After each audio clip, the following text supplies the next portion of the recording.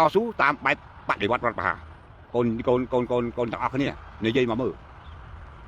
តាមបដិវត្តរដ្ឋប្រហារគឺត្រូវនៅក្រោមសៀមណាពេលនេះត្រូវនៅក្រោមសៀមនឹងទើបអាចធ្វើបដិវត្តរដ្ឋប្រហារបានបើធ្វើតាមរដ្ឋធម្មនុញ្ញអត់បាច់ក្រមណាទេមកនាំគ្នាមកធ្វើមក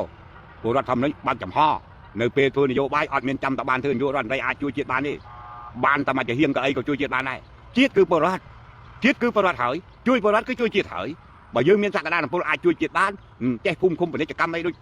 កូនរៀបពីមុនមកធ្វើមិនឲ្យរីកចម្រើនរកទីផ្សារដោះស្រាយបញ្ហាអានោះឲ្យជួយជាតិឲ្យដល់ប្រទេសតកែកុំឲ្យតែមានកណិតអត់កណិតជួយសាងថ្នល់តិចតួចតាមថវិកាដែលយើងមានដងទឹកអីជួយរកថ្នាំរកតកៅជួយផ្ដល់មកជួបាយពលរដ្ឋទៅពេលតម្រាកូនឈឺគ្រុនល្ងាអានោះឲ្យជាតិអត់ចាំបាច់ធ្វើនយោបាយរដ្ឋមន្ត្រីឲ្យចាំធ្វើកើតនោះទេមកធ្វើរដ្ឋមន្ត្រីងាប់ជាតិបាត់អានេះធ្វើតាមរដ្ឋធម្មនុញ្ញតែកូនជ្រើសរើសមួយណាប្រទេសជាតិធ្វើតាមរដ្ឋធម្មនុញ្ញមានលទ្ធភាពកសាងជាតិជាបន្តព្រោះអត់មានសង្គ្រាមស៊ីវិលបើធ្វើបដិវត្តរដ្ឋប្រហារគឺមានការសង្គ្រាមស៊ីវិលការសង្គ្រាមស៊ីវិល20ឆ្នាំយ៉ាងតូចបំពេញបំផ្លាញខ្ទេចហេដ្ឋារចនាសម្ព័ន្ធជាតិរបស់យើងព្រោះវាមានការតទល់គ្នាហើយមួយខាងយួនមួយខាងសៀម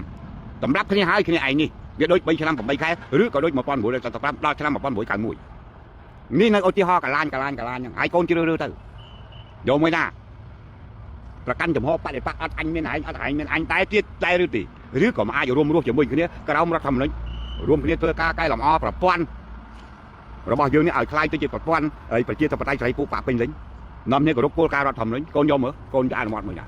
នេះហ្នឹងឯងកូនថេងតគុណធាល្អកូនផ្លូវបាត់180អង្សានៅគ្រាខាងមុខបើបណ្ដោយឲ្យមានការបដិវត្តបើបណ្ដោយឲ្យមានការរដ្ឋប្រហារគឺវាខ្ទេចហេដ្ឋារចនាសម្ព័ន្ធរបស់ជាតិសង្គ្រាមសរុបជាមួយនឹងសៀម2លើក30ថ្ងៃជាងសោកនេះសកម្មរបស់ពលរដ្ឋរបស់ពលទាហានកូនទៅមើលទៅខ្ទេចខ្ទីអស់អាចេះសម្បែងឲ្យខំកសាង30-40ឆ្នាំតម្រាំមានតម្រូលឲ្យកូនជ្រកអាលីងចោះបើធ្វើបដិវត្តធ្វើរដ្ឋប្រហារខ្មែរនិងខ្មែរច្បាំងគ្នាក្រោមជំនួយរបស់សៀមតើវាខ្ទេចដល់ណាតែកូនជ្រើសរើសយកការតស៊ូធ្វើបដិវត្តរដ្ឋប្រហារនោះមកធ្វើក្នុងពេលនេះទៀតដែរឬទេឬក៏ធ្វើតាមរដ្ឋធម្មនុញ្ញរដ្ឋាភិបាលរាល់ថ្ងៃលោកមានបទពិសោធន៍គ្រប់គ្រាន់ហើយចំពោះការប្រឹងការពារធ្វើម៉េចកុំឲ្យមានរដ្ឋប្រហារបដិវត្តព្រោះអារឿងអស់នេះវាបំផ្លាញខ្ទេចហេដ្ឋារចនាសម្ព័ន្ធរបស់ជាតិហេដ្ឋារចនាសម្ព័ន្ធរបស់ជាតិក្រោយអាណានិគមនិយមបារាំងត្រូវរដ្ឋប្រហារត្រូវបដិវត្តបំផ្លាញដល់ឬគល់សូម្បីតែសាលារៀនមន្ទីរពេទ្យមួយមិនទុកផងសាលារៀនខ្លាយទៅជាគុកទួលថ្លែងអានឹងហើយនយោបាយបដិវត្តរដ្ឋប្រហារសម្រាប់ខ្មែរឡើងចង់សូនពូជអានឹងហើយនយោបាយបដិវត្តរដ្ឋប្រហារពីត្រឹមថ្ងៃនេះទៅកូនស្ដាប់កូនពិចារណាកុំយកកំហឹងទៅធ្វើនយោបាយកុំយកកំហឹងទៅធ្វើនយោបាយទៀតកំហឹងប្រឹងដោះស្រាយដោយសន្តិវិធីដោយរាជទាំងអស់គ្នាចាប់ផ្ដើមមកយល់ដឹងរឿងរដ្ឋធម្មនុញ្ញបកនយោបាយណាក៏ដោយឲ្យតែប្រឆាំងរដ្ឋធម្មនុញ្ញគឺអត់ត្រូវការទេបើយើងគិតថាប្រព័ន្ធបោះឆ្នោតនឹងវាអន់ម្លេះសំបកប្រឆាំងអត់បានរហូតដល់5000ឃុំទេម្លេះសំបកប្រឆាំងអត់បានដល់55កៅអីនោះទេបើគេគិតតែពីរឿងធ្វើមិនឲ្យយើងរីកចម្រើននោះក៏ប៉ុន្តែសកម្មភាពខ្លួនឯងឯតើវាមិនគោរពរដ្ឋធម្មនុញ្ញអត់ចេះជួយជាតិទេបាន5000ឃុំអញមិនដឹងជួយអីទេបាន55កៅអីមិនដឹងជួយស្អីទេតើណាអញធ្វើនាយករដ្ឋមន្ត្រីនោះមិនងាប់រាសបាយហើយកូនគិតថាចាំបាត់បោះឆ្នោតនៅក្រោមគេស្អីក៏នៅក្រោមគេបើនៅក្រោមគេទាំងអស់ដែរបាន5000ឃុំដែរសួរអាកន្លែងនេះចំណុចដែលទឹកដាក់បើសិនជាកូនធ្វើតាមរដ្ឋធម្មនុញ្ញប្រទេសជាតិវានឹងមិនបែកបាក់ប្រទេសជាតិវាមិនស្លាប់រាសមិនស្លាប់កងទ័ពណា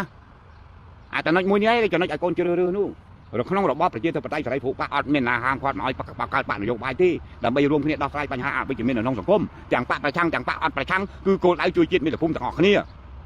ដូច្នេះដើម្បីជួយជាតិមាតុភូមិទាំងអស់គ្នាវាត្រូវតែមានរបបប្រជាធិបតេយ្យសេរីភូប៉ាទាំងហើយអត់មានណាខាត់នោះទេ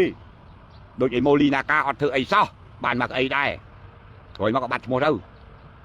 សិទ្ធិមនុស្សគាត់ដើរតែឆ្កឹះដើរតែឈៀលក៏បាន3កៅអីដែររួចបើគេចង់វាយបហាទុកឲ្យ3កៅអីនោះដើរតែឆ្កឹះមិនដែលទៅធ្វើអីថ្នល់អីបានមកទឹកផងនោះហើយកូនពិចារណាតាមហេតុចឹងទៅពិចារណាតាមហេតុចឹងទៅ1993អានោះព្រោះអានេះចុះបើការនោះចង់ធ្វើបដិវត្តរដ្ឋប្រហារឲ្យតែបដិវត្តរដ្ឋប្រហារណាគេចាំស្លាប់គឺមានការតតាំងគ្នាហ្នឹងហើយខ្ញុំនិយាយអត់កាន់ជើងណាទេ